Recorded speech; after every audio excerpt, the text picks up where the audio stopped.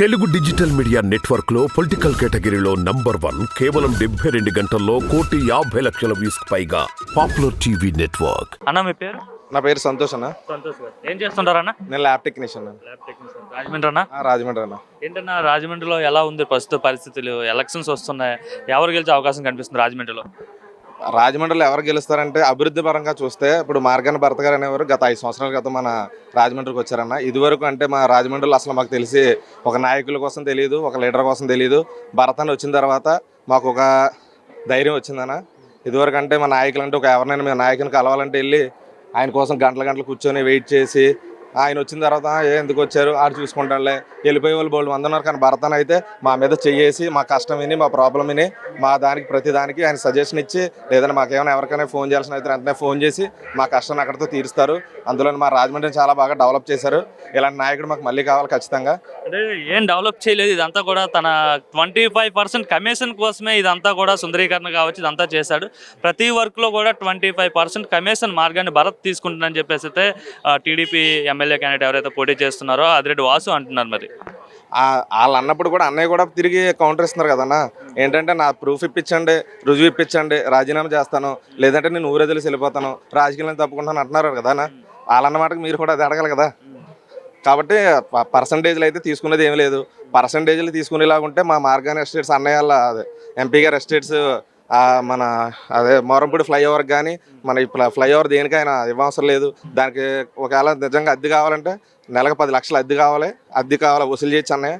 కానీ అసలు అద్దె కానీ ఏమీ లేదు. అతను స్వచ్ఛందంగా ఇచ్చారు సైట్ చేసుకోమని. అంటే ఎటువంటి అభివృద్ధి చేయలేదు ఎంపీ భరత్, అంతా కూడా జస్ట్ సోపటప్ తప్ప ఏం చేయలేదు రాజమండ్రికి అని చెప్తున్నారు ఆయన.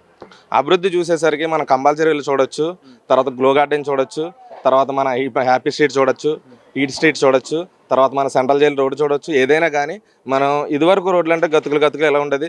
నిజంగా మన వై జంక్షన్ దగ్గర బయలుదేరి లాలాచెరువు వెళ్ళే వరకు ఎంత సర్వాంగ సుందరంగా ఉందంటే రోడ్డు కానీ, రోడ్డు ఇరువైపు లైట్లు కానీ, గార్డెనింగ్ కానీ, తర్వాత ఏమో మన ఈట్ స్ట్రీట్ 12 గంటల వరకు వేరే ఊర్ల నుంచి వచ్చే వాళ్ళు మనకి ఎక్కడ ఫుడ్ దొరుకుతుందో తెలియదు. ఈట్ స్ట్రీట్కి వెళ్ళి చక్కగా ఫుడ్ తినేసి అలా ఎవరింటికి వాళ్ళు వెళ్తారు.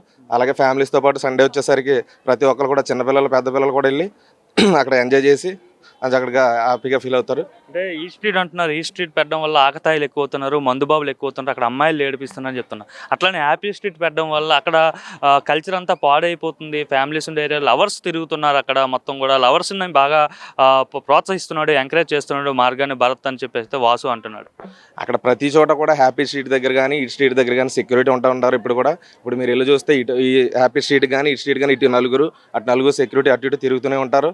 కాబట్టి అలాంటివి ఏం జరగవు, అదంతా అబద్ధం అన్న. మరి ఎందుకు ఎట్లాంటి మాటలు అంటున్నారు? అపోజిషన్ పార్టీ అయినా సరే ఏదో అంటుంటారు కదన్న. మరి కానీ ఇక్కడ వారు 1 సైడ్ అయిపోయింది, ఆల్రెడీ గెలుపు ఫిక్స్ అయిపోయింది, వాసుకి భరత్ ఓడిపోయాడు అని చెప్పేసి అంటున్నారు. అది మనం ఎలక్షన్లో చూడాలి. వాళ్ళు ఫిక్స్ అయిపోతే ఎట్లా కుదురుతుంది? మనం అనుకోవాలి, జనం అనుకోవాలి. జనాలకు తెలుసు కదా ఎవరికి వేయాలో, జనాలకు తెలుసు. ఓటు హక్కున్న ప్రతి ఒక్కరికి తెలుసు. ప్రజల్లో మమేకం అయ్యారు. వచ్చిన 5 సంవత్సరాలు అసలు ఇంత నాయకుడు ప్రతి ఒక్కరు చిన్నపిల్లతో సహా ఎవరిని అడిగినా భరత్ గారు నా సెల్ఫీ దిగాలి, ఫోటో దిగాలి, అన్నదో మాట్లాడాలి, అన్నయ్య పక్క వెళ్ళాలి. ఎవరు కూడా సెక్యూరిటీలు కానీ ఎవరు కానీ అన్నయ్య పక్కకి ఎవరైనా వెళ్తే గంటడు అలాంటి ఏమి ప్రతి ఒక్కరికి సెల్ఫీ ఇస్తారు. ఇంకా అలాంటి నాయకుడు కాకపోతే ఇంకెవరు నగ్గించుకుంటారు. అంటే వాసుకి మంచి ఫాలోయింగ్ ఉంది, వాళ్ళ ఫ్యామిలీకి కావచ్చు, మొత్తం మంచి గ్రిప్ ఉంది రాజమండ్రి సిటీలోనే. అందుకే గత ఎన్నికల్లో కూడా అంతగాల్లో కూడా వాసు ఫ్యామిలీ ఆదిరెడ్డి భవానీ గెలవడం జరిగింది. భరత్ తట్టుకోలేడు వీళ్ళని అనేసి అయితే చెప్తున్నారు. అంతమంది ఫాలోయింగ్ ఉంది ఆయనకి.